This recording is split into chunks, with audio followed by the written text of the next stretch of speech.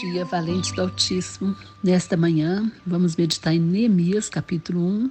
Leremos a partir do versículo 2, que diz assim: Veio Anani, um de meus irmãos, com alguns de Judá. Então lhes perguntei pelos judeus que escaparam e que não foram levados para o exílio e acerca de Jerusalém. Disseram-me: os restantes que não foram levados para o exílio e se acham lá na província estão em grande miséria e desprezo. Os muros de Jerusalém estão derribados e as suas portas queimadas. Tendo eu ouvido essas palavras, assentei-me e chorei, e lamentei por alguns dias, e estive jejuando e orando perante o Deus dos céus. Glória a Deus. Queridos, aqui é a situação de Neemias. Neemias fica sabendo da sua terra natal, sabendo o que estava acontecendo. E as notícias são muito ruins. As notícias são as piores possíveis.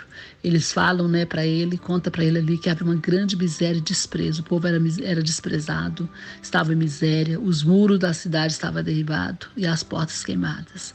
Neemias amava o seu povo, amava a sua terra.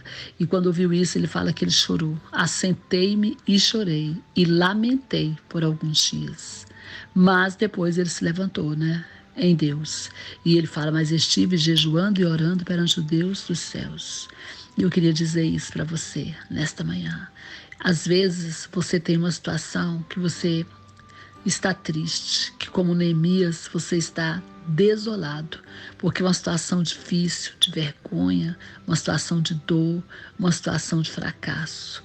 Mas você, então, não sabe o que fazer. Aí você chora, reclama, fica triste. Mas eu queria deixar essa palavra para você aqui. O exemplo de Neemias, que você possa copiar o exemplo dele.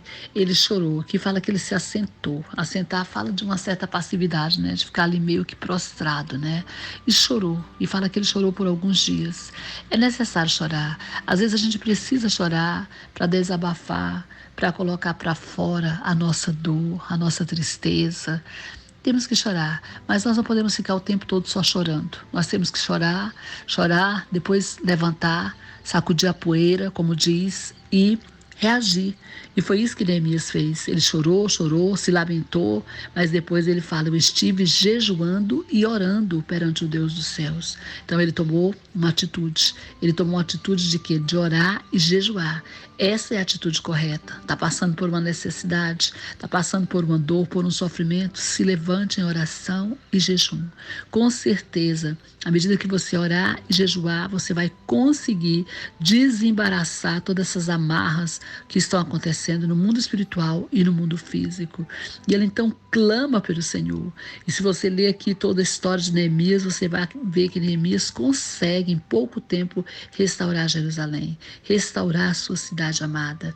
Por quê? Porque ele agiu, não só orou e jejuou, mas depois ele foi pedir o que? Autorização para o rei, ajuda do rei, e o rei lhe dá ajuda, e ele então consegue ir a Jerusalém e consegue levantar ali a cidade. Então, amados, é isso que nós precisamos fazer. Quero deixar isso aqui para você. Você que está passando por uma luta, por uma batalha, por um momento difícil, de dor, de tristeza, que você possa se lembrar disso, que você pode chorar sim, pôr para fora a sua dor, mas não fique só chorando. Se levante em jejum, em oração e em atitude. Faça alguma coisa, mas não fique parado, não fique passivo, aceitando a derrota, porque Deus não te fez para ser um derrotado. Em Cristo somos mais que vencedores. Eis que a palavra de Deus diz que nele somos mais que vencedores. Portanto, tome posse da sua vitória. Amém?